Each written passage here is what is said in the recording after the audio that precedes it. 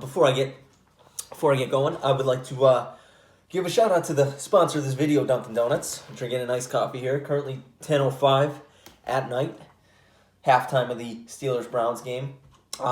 Obviously, that was a joke. They don't sponsor me. I have 61 subscribers as of right now, current time, which leads me to the point. Maybe you should subscribe. I'm going to say this before I piss some Saints fans and potentially some Bears fans off. Maybe you guys should subscribe. I would appreciate it. You know what I mean? You know, these Dunkin' Donuts coffees, they're not cheap. And I'd appreciate you subscribing so I can continue pumping out content. With that being said, Bears Saints. Much like the Tennessee Titans Baltimore Ravens, I did not get to watch this game live. I was at baseball tryouts. I coach baseball. So I was at tryouts for that. I did go back, unlike the Ravens Titans game. I actually went and watched the highlights. NFL puts out, a 10-minute clip of highlights. Here are my takeaways. So the Saints won 21-10. Let that marinate. Right off the bat, when it was 7-0 early in the game, I want to talk about a specific play that happened that I saw in the highlights. So it was 7-0 Saints. Bears, Mitch Trubisky bombs one downfield, takes a shot to a fella named Wims, don't know his first name. End zone, touchdown ball, drops it in his hands. Dude, alligator, arms it, drops it. So what would have been 7-7 turns out to be nothing. They might have kicked a field goal after that. I don't really remember. I just watched the highlights, but I don't remember.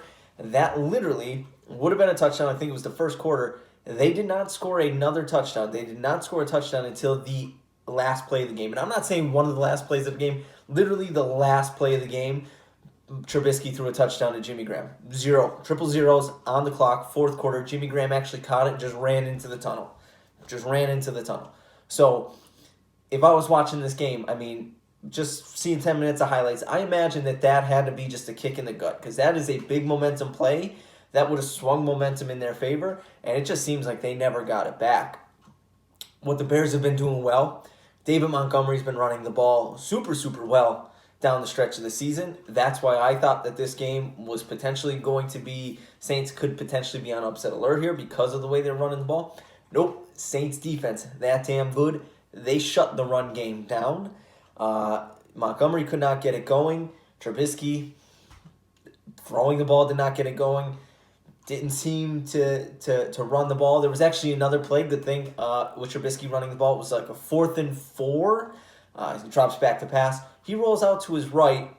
He's running for it early in the game, first or second quarter. He's running for it, so rolls out, thinks he could get it. Sees a guy come flying up the field, and instead of doing the thing, and this is what separates Mitch Trubisky from, just gamers. This is why I can't. If I'm a Bears fan, I don't want Mitch Trubisky as my quarterback. This one play, he's rolling out. He has a chance to go for it. If he just commits and just lunges forward, he gets this first down. Mitch Trubisky decides to pull up because he sees a guy flying, and he chops his feet, and then he tries to get out of bounds. If that's Josh Allen is just lunging forward and taking his chances. That's a Cam Newton back in the day. If that's at this point, a Lamar Jackson. The Steelers and Browns are playing right. If that's Baker Mayfield is getting that first down.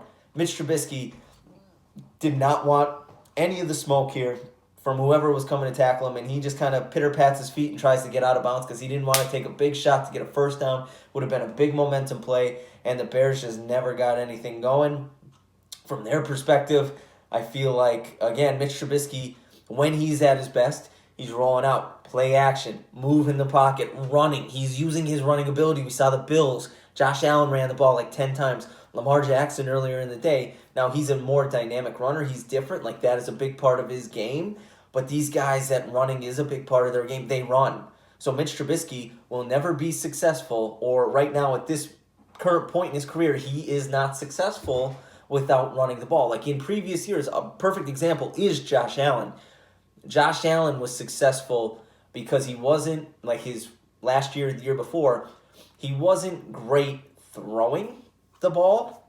He wasn't super accurate, but his ability to run the ball kind of covered up for all that. Now Josh Allen, even though he did run a lot yesterday, doesn't need to because he is very dynamic from the pocket. He can do damage from the pocket. Mitch Trubisky right now, I don't know if he'll ever get to the point where he can do damage from the pocket consistently, but right now he can't, so they need to run the ball. He needs to run the ball. He needs to threaten. That is one of the biggest parts of his game. He didn't do it.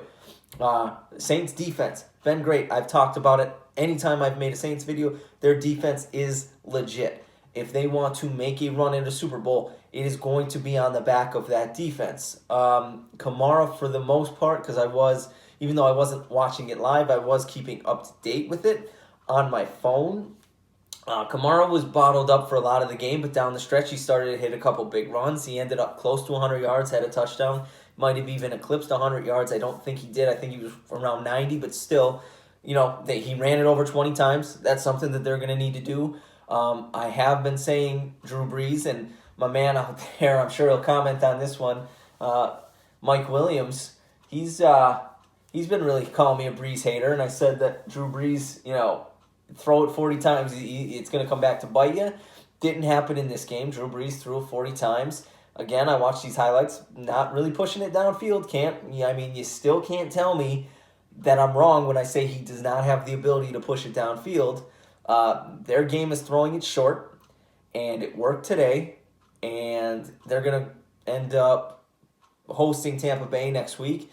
Tampa Bay has not been able to stop the short game, so they should be favored to beat Tampa Bay. Actually, their games with Tampa Bay, the two of them they played, haven't really been particularly close.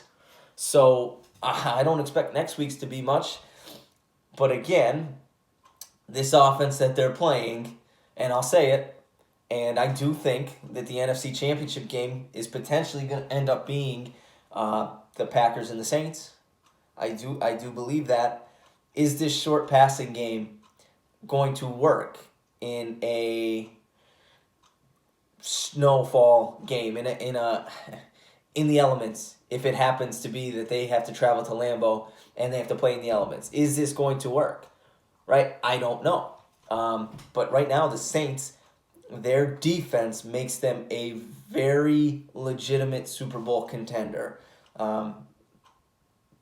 Defense is very good. That is the backbone of this team right now. And you know what? Drew Brees, when he's got a clean pocket, he's great. He still is great. He throws with anticipation. He knows where guys are going to be. He makes quick decisions. All that stuff's still there. I've never said that's gone away. It's just off-script plays, or when he gets pressure, doesn't look really good when the pocket gets pushed back into him, because he just physically doesn't have the tools to look good in situations like that. Not hating on him. It's just facts. You can watch with your eyes. I have glasses, but I can still see it with my eyes that there are certain situations where Drew Brees no longer excels because he's 41 with a torn up shoulder and now a torn up thumb and, cracked ribs that he's still recovering from.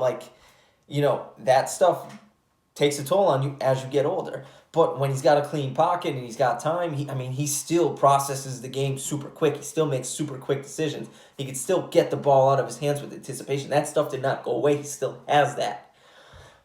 It's going to be good. They're super, like I said, I've said it, this is probably the third time saying it, their defense makes them a Super Bowl contender. It does. It does. It's just when you play another good defense that's going to say, we're not going to allow you to throw it short, try to beat us deep, and they take Kamara away, and they take Thomas, and Deontay Harris had a very good game. He's very good if you get the ball into his hands quick. He's a problem with the ball in space. But the Bucs, I imagine they're going to try to do that.